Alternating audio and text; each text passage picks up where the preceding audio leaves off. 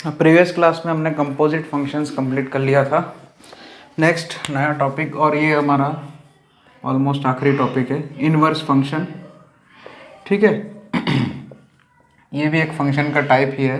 जैसे हमने बहुत सारे फंक्शन के टाइप देखे हैं, ऑड फंक्शन, इवन फंक्शन हो गया, पीरियोडिक फंक्शन हो गया, कंपोजिट फंक्शन हो गया, उससे पहले भी बहुत है ना, वन वन हो गया, ऑन्टो हो गया, मैनी वन फंक्शन वगैरह वगैरह। तो सबसे पहले बेसिक डेफिनेशन इसकी लिख लेते हैं, डिफाइन कर लेते हैं इसको। So let f is from A to B, है ना, f function is defined from set A to set B, is an yes, ये होना जरूरी है, is an one one and onto. अगर कोई function one one and onto दोनों है तो ही इनवर्स की बात चलेगी। वो क्यों है उसका हम रीजन अभी बताएंगे। Onto function, then there exist a function, इसका मतलब there exist a function g of x such that g is defined from b to a। जैसे हमारा f from a to b है तो g जो है उल्टा हो जाएगा, है ना।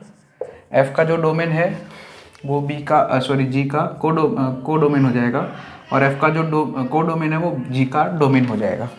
g is defined from b to a and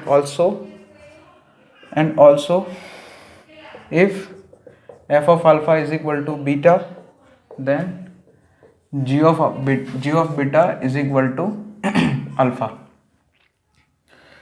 for all alpha belongs to a and for all beta belongs to b, मतलब b मतलब सेट b। यहाँ पे ऐसा है कि तो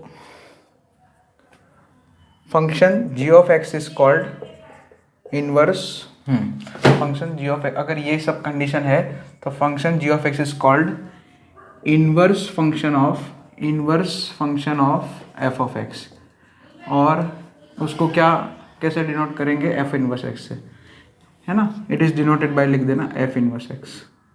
अच्छा, ये f इनवर्स x मतलब f की पावर -1 ऐसा नहीं है ना, this is not equal to 1 upon f of x. Okay, ये थोड़ा ध्यान रखना। तो अब यहाँ पे मैंने क्या लिखा है, देखो सबसे पहले जो लिखा है वो समझ लेते हैं कि f जो है एक function is defined from A to B, वो एक वन वन फंक्शन है और ऑन टॉप भी फंक्शन होना चाहिए, और क्यों होगा वो भी हम डिस्कस करेंगे क्योंकि ये दो कंडीशन कंपलसरी क्यों है।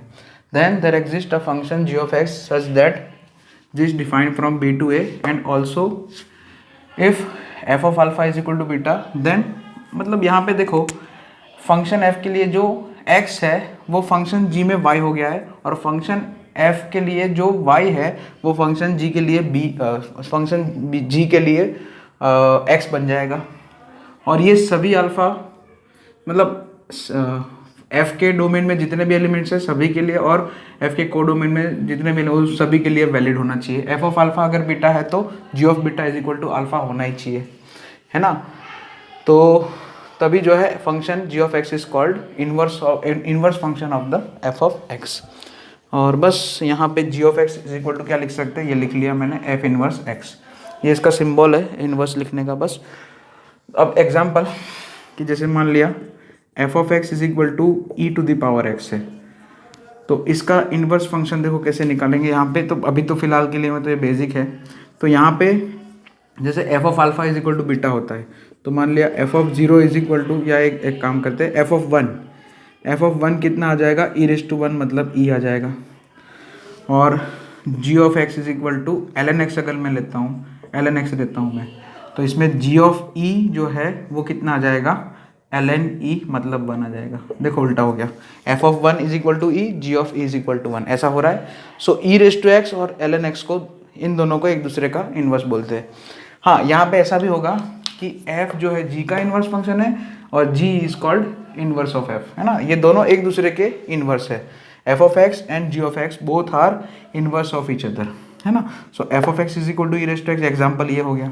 दूसरा एक एग्जाम्पल जैसे है, मान लिया कुछ भी एक्स क्यूब और क्यूब रूट एक्स, अच्छा हाँ वो ऐसे ही वही लिख देते रहो, बढ़िया वो इजी।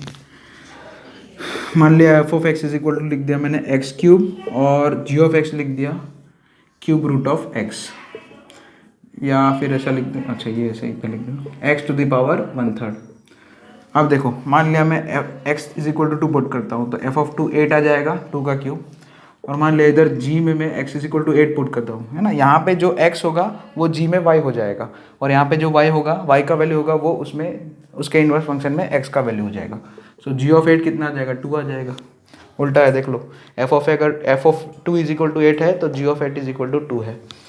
सो f यहाँ पे एक्स क्यूब और क्यूब रूट एक्स एक दूसरे को एक्स क्यूब और क्यूब रूट एक्स क्या है, एक दूसरे के इनवर्स फंक्शन हम बोल सकते हैं। ठीक है, ये बेसिक चीज़ें हो गई। नाइस। अब जो है मैंने बोला था ना, ये क्यों सबसे डेफिनेशन के सबसे पहले यही स्टेटमेंट लिखा गया कि फंक्शन जो है उसका इनवर्स अगर पॉसिबल है तो वो फंक्शन जो है क्या होना चाहिए, 1 एंड ऑन टू दोनों होना चाहिए। तो यहाँ पे वो चीज़ समझते हैं वेन डायग्राम से।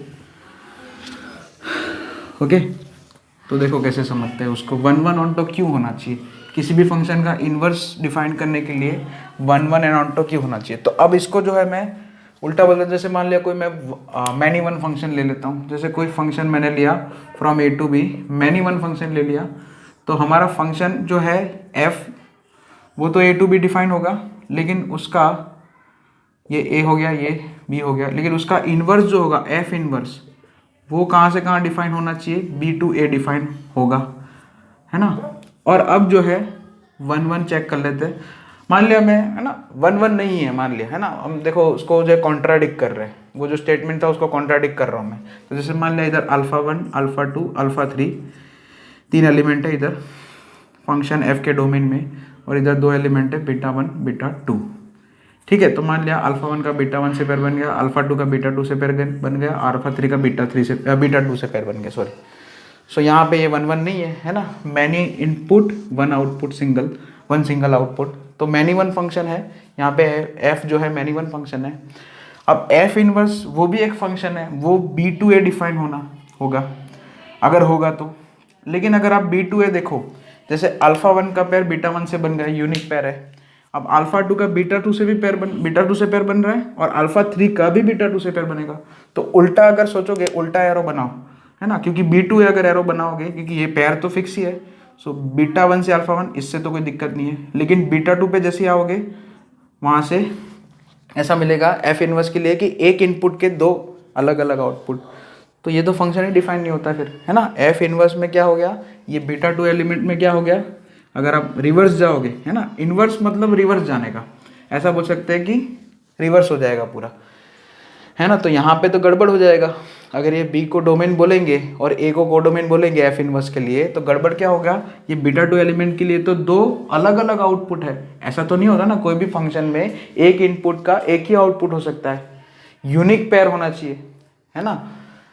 तो एक इनपुट के 2 अलग अलग आउटपुट हो रहे हैं, इसलिए मैनी वन फंक्शन नहीं चलेगा, f जो है मैनी वन फंक्शन नहीं चलेगा, क्योंकि उसमें f इनवर्स में फिर वो f इनवर्स डिफाइन ही नहीं होगा फंक्शन, है ना। फंक्शन डिफाइन करने के लिए 2 चीज़ होनी चाहिए, 2 चीज़ होती है, पता है ना, कि यहाँ पे डोमेन में कोई भी एलिमेंट खाली नहीं रहना चाहिए, उसकी पेयर बननी चाहिए, और डोमेन में किसी भी एलिमेंट की 2 एक से ज़्यादा पेयर नहीं बन सकती। तो यहाँ पे देखो, अगर f इनवर्स ऐसे डिफाइन करोगे b टू a, उल्टा जाओगे तो यहाँ पे β2 की 2 पेयर बन रही है अलग अलग, वो भी α2 और α3 के साथ, तो नहीं चलेगा।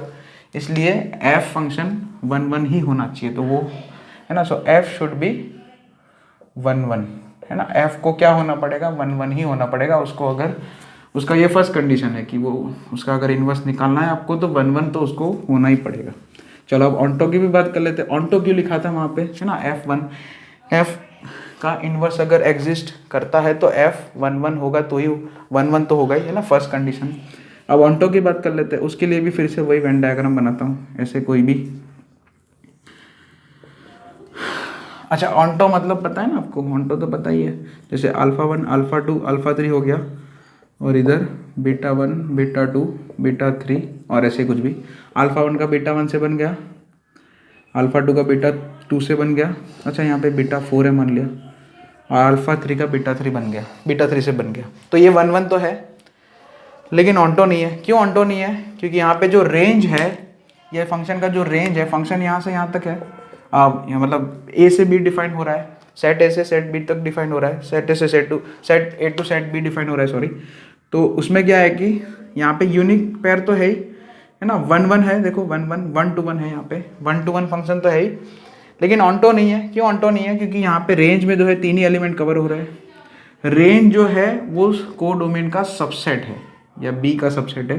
बीटा 4 देखो उसका किसी से यहाँ पे पैर नहीं बनाए, यहाँ पे कोई भी एरो ऐसा निकल, क्योंकि यहाँ पे देखो 3 एलिमेंट खत्म ही हो गए, वैसे तो एक तो अकेला बचेगा ही। सो यहाँ पे ये जो फंक्शन है वो कैसा है? ऑनटो नहीं है, इंटो फंक्शन है। This is not onto function. तो अब जब आप इनवर्स डिफाइन करने जाएंगे, री इनवर्स तो क्या होगा? उल्टी डायरेक्शन में डिफाइन होगा। एफ इनवर्स इज फ्रॉम कहाँ से कहाँ तक होगा? कहाँ से कहाँ होगा? Set A B to set A होगा, है ना। सेट बी से सेट ए हो रहा है, इसलिए देखो यहाँ पे ये डोमेन ये कोडोमेन बन जाएगा। लेकिन यहाँ पे क्या होगा? एफ इनवर्स में होगा क्या कि ये बीटा 4, ये बीटा 1 बीटा 2 बीटा 3 की तो ऐसे रिवर्स में पैर बन जाएगी, है ना। हम बोल सकते हैं f inverse beta 1 is equal to alpha 1, f inverse beta 2 is equal to alpha 2, f inverse beta 3 is equal to alpha 3। लेकिन एफ इनवर्स बीटा 4 क्या? तो वो नहीं मिलेगा। और जब डोमेन में कोई भी एलिमेंट जो है खाली रह जाता है, उसकी किसी के साथ पैर नहीं बनती है, तो उसको भी फंक्शन नहीं बोलते। तो इसलिए यहाँ पे फंक्शन नहीं बनेगा। अगर आपका फंक्शन एफ जो है वो ऑनटो नहीं है, तो फिर जो है इनवर्स में ये प्रॉब्लम करेगा। सो इसलिए एफ जो है ऑनटो भी होना ही चाहिए। जो डेफिनेशन में लिखा था वो मैंने यहाँ पे समझा दिया कि भाई फंक्शन का इनवर्स फंक्शन निकालने के लिए वो 1 1 ऑनटो दोनों क्यों होना चाहिए। तो ये हो गया, ठीक है। अच्छा, अब हम एक छोटा सा वेन डायग्राम समझाते हैं वापस। जैसे कि हमारा कोई फंक्शन है एफ, फिर से वही ए टू बी डिफाइंड है, और अब जो है 1 1 ऑनटो दोनों लेता हूँ मैं, ठीक है। तभी तो हम इनवर्स डिफाइन करेंगे। तो एफ ये ए सेट है, ये हमारा बी सेट है। Function f from A to B defined है। जैसे फंक्शन उसमें सेट ए डोमेन में 3 एलिमेंट है, अल्फा 1 अल्फा 2 अल्फा 3, और को डोमेन में 3 element beta 1 beta 2 beta 3। Alpha 1 से बीटा 1 ज्वाइन है, अल्फा 2 का बीटा 2 से पैर है, अल्फा 3 का बीटा 3 से पैर बन रहा है, ठीक है। अब क्या होगा? अब यहाँ पे देखो एफ ऑफ अल्फा 1 को क्या बोल सकते हैं? Is equal to beta 1, f of alpha 2 is equal to beta 2, f of alpha 3 is equal to beta 3। अच्छा 1 1 है, ऑनटो भी है, तो इनवर्स डिफाइन होगा। इनवर्स कैसे डिफाइन होगा? फ्रॉम बी टू ए, ठीक है। B to A, set B to set A, set B to set A define हो जाएगा हमारा ऑनटो फंक्शन, अरे सॉरी इनवर्स फंक्शन। अब तो मतलब यहाँ पे क्या होगा? ऐसे हो जाएगा, देखो वापस, है ना, ये उल्टा लिख दिया मैंने। बीटा 1 से beta 1 to alpha 1, beta 2 to alpha 2 beta, है ना, रिवर्स हो जाएगा। इनवर्स फंक्शन मतलब रिवर्स हो जाएगा। तो अब मुझे ये इधर डिफाइन होगा क्योंकि 1 1 ऑनटो है। रेंज में 3 एलिमेंट है, बीटा 1 बीटा 2 बीटा 3, और वो कोडोमेन जितना ही है ना, बराबर है। रेंज और कोडोमेन बराबर होने चाहिए ऑनटो के लिए, ये पता ही है ना आपको। और यहाँ पे 1 1 पैर है, देख लो 1 to 1 फंक्शन दिख ही रहा है। सो यहाँ पे अगर मैं बोलूँ एफ इनवर्स ऑफ बीटा 1 वो क्या आएगा? अल्फा 1। जैसे एफ ऑफ अल्फा 1 बीटा 1 है तो उल्टा लिखना है, f inverse beta 1 is equal to alpha 1। उसी तरह से एफ इनवर्स बीटा 2 कितना आ जाएगा? अल्फा 2। और एफ इनवर्स बीटा 3 कितना लिख सकते हैं हम? अल्फा 3। बस। तो ये जो है, अगर इनवर्स फंक्शन आपको चाहिए तो जो किसी फंक्शन का अगर इनवर्स फंक्शन चाहिए तो वो फंक्शन खुद क्या होना चाहिए? 1 1 और ऑनटो। अगर नहीं है तो इनवर्स फंक्शन एग्जिस्ट नहीं करता है। तो इसके लिए नोट, अब जो मैंने समझाया उसकी एक नोट अच्छे से लिखवा देता हूँ ताकि आपको याद रह जाए कि फंक्शन जो है अगर उसको इनवर्स है ना, हाँ, तो इनवर्स फंक्शन के लिए सो नोट करके लिख दो। Note number 1, inverse function of a function f of x exist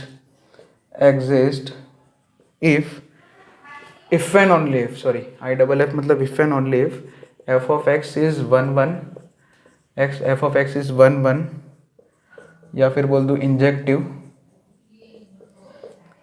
and onto. 1 1 मतलब इंजेक्टिव होता है, पता है ना। ऑनटो मतलब सर्जेक्टिव होता है, मतलब ऑनटो फंक्शन को सर्जेक्टिव है ऐसा भी बोल सकते हैं, और दैट इज बाइजेक्टिव। 1 1 और ऑनटो दोनों है, इंजेक्टिव और सर्जेक्टिव दोनों है। अगर कोई फंक्शन दोनों है, 1 1 भी है ऑनटो भी है, तो उसको बाइजेक्टिव फंक्शन बोलते हैं। बाइजेक्टिव, ठीक है। अगर कोई फंक्शन बाइजेक्टिव है यानी कि 1 1 एंड 1 टू बोथ है तो ही चलेगा, है ना। तो फिर इंजेक्टिव प्लस एडजेक्टिव होना चाहिए, तो ही जो है इनवर्स फंक्शन उसको बोल सकते हैं। इनवर्स फंक्शन तभी एग्जिस्ट करेगा, है ना, इफ एंड ओनली इफ लिखा है, ठीक है। Hence if inverse function is exist F of x is okay. अगर किसी फंक्शन एफ ऑफ एक्स का, हाँ तो हेंस अगर किसी फंक्शन एफ ऑफ एक्स का इनवर्स फंक्शन एग्जिस्ट कर रहा है, hence F of x is called invertible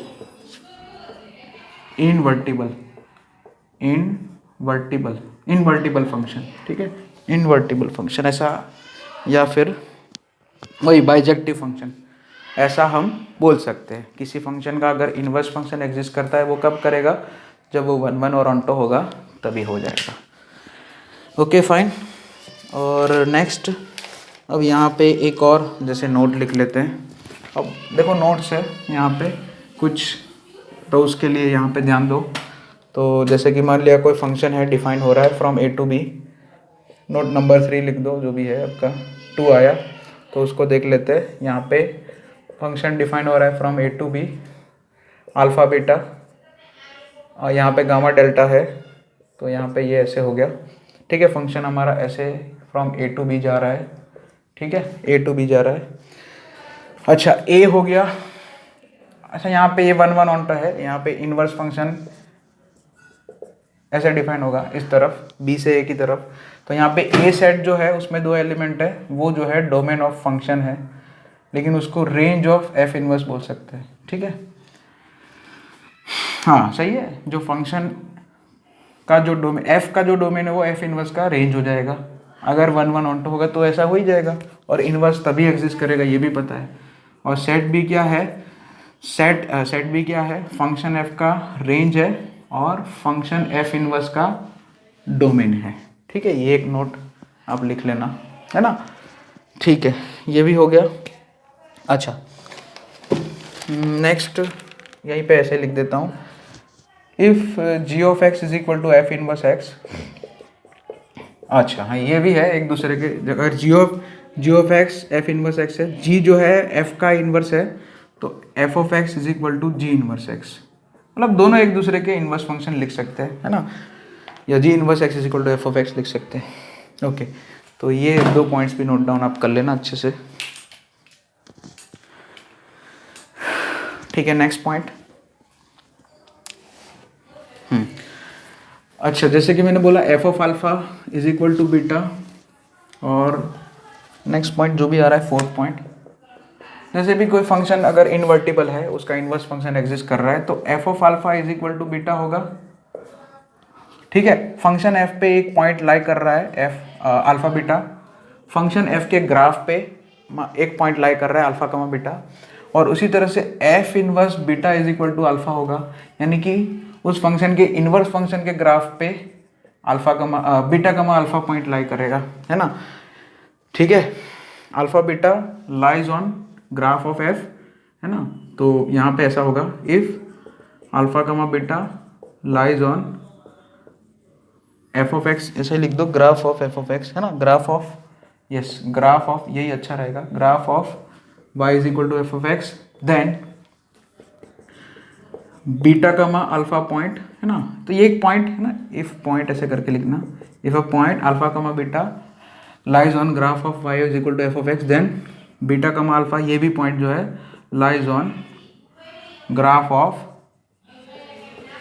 y is equal to F inverse x, है ना, इनवर्स फंक्शन के ग्राफ पे लाइक करेगा। और जहाँ तक अगर आपको कोऑर्डिनेट ज्योमेट्री अगर अच्छे से आपने पढ़ा है, तो अल्फा बीटा और बीटा कमा अल्फा बीटा और बीटा अल्फा, ये दोनों पॉइंट एक दूसरे के रिफ्लेक्शन पॉइंट है with respect to line y is equal to x. कैसे, तो वो आपने कोऑर्डिनेट ज्योमेट्री अगर सही से पढ़ा है तो आपको पता चल जाएगा। जैसे y is equal to x, तो ये लाइन होता है, ठीक है, उसका स्लोप 1 है। सिंपल है कि जैसे कि कोई पॉइंट यहाँ पे 2,3 है, उसका रिफ्लेक्शन लेना है y is equal to x वाली लाइन पे, with respect to y is equal to x line, है ना, इस लाइन के रिस्पेक्ट में इस पॉइंट का रिफ्लेक्शन लेना है, इमेज लेना है, ये पता है आपको इमेज, तो यहाँ पे ये 3,2 आ जाएगा, ठीक है। इन दोनों को ज्वाइन करेंगे तो यहाँ पे ये ये मिड पॉइंट हो जाएगा, ये दोनों सेम रहे, यहाँ पे ये 90 डिग्री होगा, इसी को इमेज बोलते हैं। तो अगर जनरली अल्फ़ा कमा बीटा है, अल्फ़ा कमा बीटा जो है कोई पॉइंट फंक्शन एफ के ग्राफ पे है, तो एफ इनवर्स के ग्राफ पे उस पॉइंट के कॉरस्पॉन्डिंग रिफ्लेक्टिव पॉइंट, मतलब अल्फ़ा कमा बीटा का reflection with respect to y is equal to x, वो जो पॉइंट आएगा है ना, इसका reflection point with respect to y is equal to x, वो जो है ग्राफ एफ इनवर्स एक्स के, है ना, मतलब वो जो है इस ग्राफ के ऊपर होगा, एफ इनवर्स एक्स के ग्राफ के ऊपर होगा। तो ऐसा तो सभी पॉइंट के लिए होगा। अल्फा बीटा तो एक जनरल पॉइंट मान लिया है ना, यहाँ पे तो फिर से वही है ना, alpha f of alpha is equal to beta है, तो फिर वही f inverse beta is equal to alpha, वो सभी अल्फा और बीटा के लिए होता है ना। डोमेन एफ के डोमेन में जितने भी अल्फा और को डोमेन में जितने भी बीटा, मतलब जो भी है उन सभी के लिए वो वैलिड होना चाहिए, तभी तो इनवर्स एग्जिस्ट करता है। तो ऐसा सभी पॉइंट्स के लिए होगा। तो इसका मतलब ये होगा कि एफ इनवर्स का जो ग्राफ है वो एफ ऑफ एक्स के ग्राफ, मतलब एफ इनवर्स का जो graph of f inverse x is a reflection of graph of f of x with respect to y is equal to x, ऐसा हम बोल सकते हैं। ठीक है, तो ऐसा सभी पॉइंट्स के लिए होगा, इसलिए यहाँ पे एक जनरल स्टेटमेंट लिख देते हैं, hence the graph of y is equal to, हाँ वही f inverse x will be the reflection of y is equal to f, y is equal to f of x with respect to line y is equal to x, vice versa. तो वो statement लिखा देता हूँ। सो graph of y is equal to f inverse x is reflection of y is equal to f of x with respect to straight line लिख दो खाली, y is equal to x, है ना। तो ये याद रखना आप अच्छे से, ये मैंने प्रूफ भी कर दिया इसको। Okay fine. और इसका एक लाइव एग्जांपल भी देख लो, जैसे ई रेज टू एक्स का ग्राफ आपने देखा होगा। ई रेज टू एक्स का ग्राफ क्या आता है, ये आता है, ठीक है। ई रेज टू एक्स का ग्राफ ऐसे आता है कुछ, और आप ln x का ग्राफ बनाओगे ना तो वो आप ऐसे बनाओगे, ठीक है। ये रिफ्लेक्शन ही होगा, थोड़ा ऐसे अच्छे से बनाओगे तो ये एक दूसरे के रिफ्लेक्शन आएंगे विथ रिस्पेक्ट, ये y is equal to x, ln x का ग्राफ। मैंने थोड़ा अभी भी अच्छा नहीं बनाया, लेकिन आप समझ सकते हो, ये ln x का ग्राफ है, ये दोनों एक दूसरे के, है ना, ये ई रेज टू एक्स का ग्राफ है और ये ln x का ग्राफ है, ये दोनों एक दूसरे के रिफ्लेक्शन हो गए with respect to y is equal to x, vice versa लिखेंगे, है ना। दोनों ही ग्राफ एक दूसरे के रिफ्लेक्शन है with respect to y is equal to x line, है ना, straight line y is equal to x.